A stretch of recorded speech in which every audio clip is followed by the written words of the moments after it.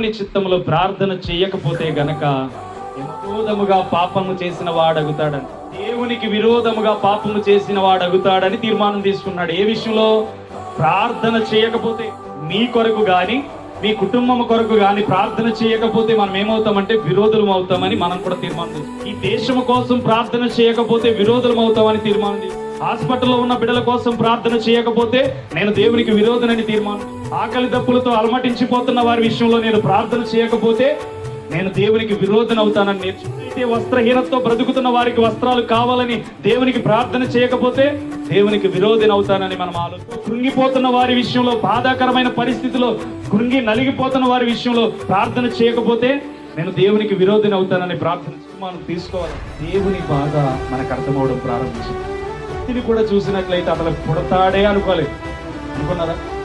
ఈ వ్యక్తిని చూస్తే అసలు పుడతాడే అనుకోలేదు. అసలు పుట్టినా గాని తల్లి మాట నిలబెట్టుకుంటుందో లేదో తెలియదు. కానీ ఈ వ్యక్తిని మాత్రం దేవుడు డిజైన్ చేస్తుంది. మనలో ఇక రెండో తీర్మానం ఏంటి? ఏం చేయాలి? నేను ప్రార్థన చేయకపోతే దేవునికి విరోధిని. నేను ప్రార్థన చేయకపోతే పాపము చేసిన వాడిని.